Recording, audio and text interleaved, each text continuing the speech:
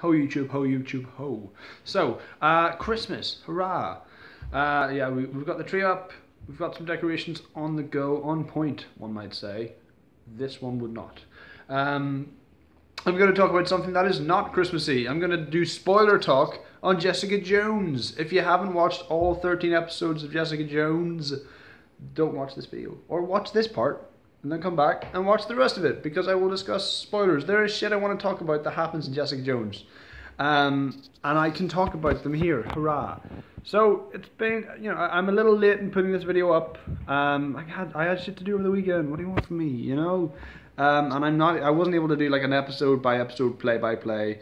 But I'm going to talk about the stuff that I thought was really cool in Jessica Jones and I wouldn't have been able to do in a non-spoiler vid.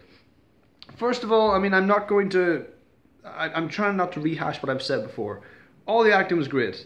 Even the guy who played Luke Cage, and for a long time I only thought Terry Crews could play Luke Cage. I was wrong. This guy's great. He's got such great screen presence. He comes and goes, and that's fine. Yeah, I can see him shouldering his own series. Good for him. So that's cool, man. And even when he says they throw in "Sweet Christmas," like his catchphrase. Luke Cage's corny as fuck blaxploitation catchphrase is "Sweet Christmas," but like they work it in really well. The first time he says it, it's after he and Jessica Jones have superpowered sex, and he just flops in the bed. He's like, "Sweet Christmas." I was like, yes. Why wouldn't you use it like that? That's amazing.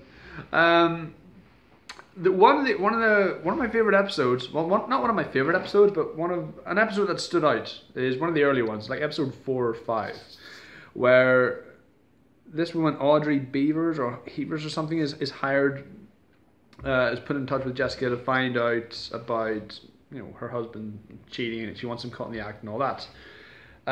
She finds out that it's all been a ruse for them to track down her, and the whole thing throughout the episode is this woman genuine or has she been Kilgrave? Turns out it's a third option. She doesn't like superheroes. It was a sting by her and her husband to try and kill Jessica Jones because she's got superpowers.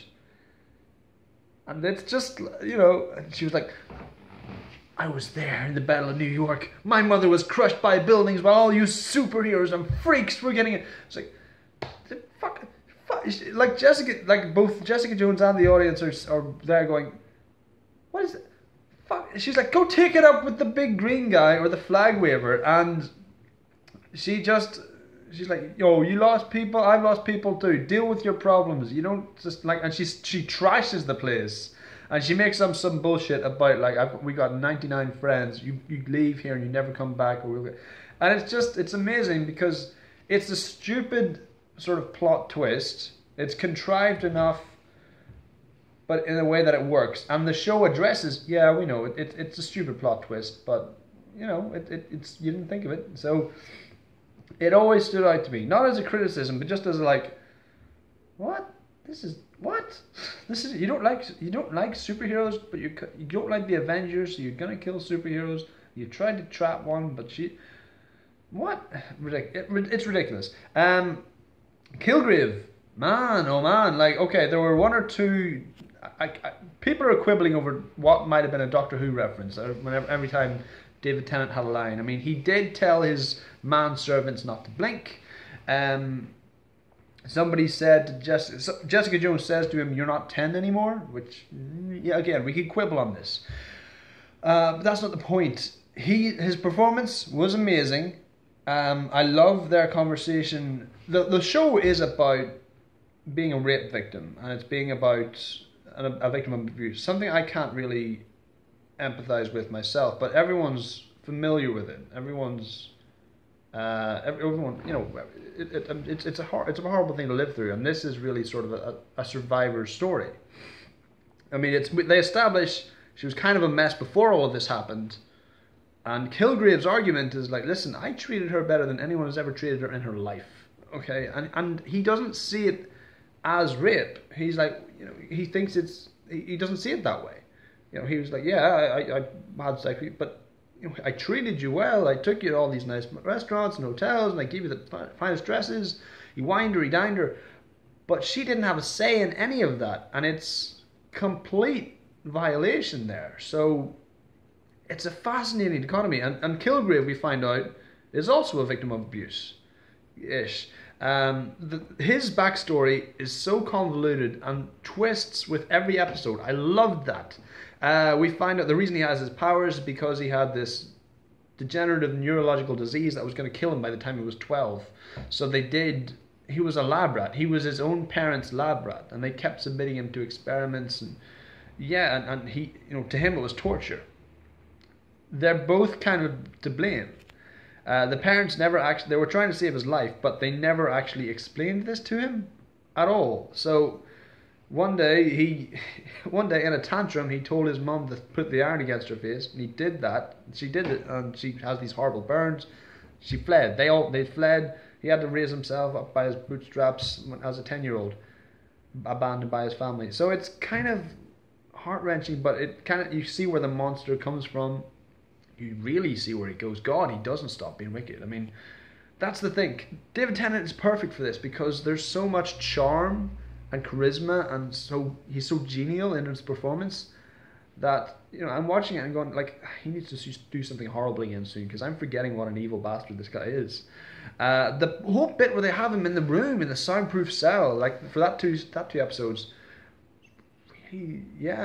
fucking, and that was crazy. And whenever he confronts his parents, and then fucking Trinity lets him out, and it just cuts and you see the wire's been tampered with because she wants. Oh, by the way, that subplot with her and her ex-wife about her getting to sign the divorce papers. He wanted her. She's thinking like, imagine if he gets somebody on our side, and Jessica Jones like, you're talking nonsense. He can't be converted to our side. Oh man, and like 1,000 cuts. They're just talking, just bitching about, oh yeah, don't you wish you give them 1,000 cuts for every time he hurt you? And he does. He's like, cut her 1,000 times. So she does. She starts slicing him, and it's fucking violent, man. It's a horrifying scene, and it ends just so. Wow, like it ends with more murder, and she bashed him against the fuck. Great scene, man. Powerful shit. Fucking Marvel Easter egg here. Nuke is in it. Nuke! For those who don't know, Nuke is sort of an evil Captain America. Whereas Captain America had World War II, Nuke had Vietnam. He's a kind of a super soldier, but rather than the super soldier serum, it's all drugs. It's like steroids, it's uppers, it's downers, it's antacids, it's for things that clear his head and things that sort of drive him into rage. It's the cop, it's this guy Simpson, and he just mentions that he was a spec ops and something like that, and that's how they get connected. And he's the whole time after he's violated by Kilgrave, it's about him trying to reassert his masculinity, being in control again. It's fine. It leads to him saying, I want Dr. Kozlov. And then as soon as he said, give me a red, I was like, no, it's Nuke. And he just goes evil from there. Maybe not evil, but psychotic. And he's not killed off, and he's just sort of picked up and carried away by this secret organization. So they're not Hydra, I don't think, but there's someone else, like some sort of conglomerate, and that's really fucking cool to me. I love the possibility of Nuke. I want him to show up in the season 2 of Daredevil as a Daredevil villain, which he is. He's a Daredevil villain. He's in Born Again. It's great. I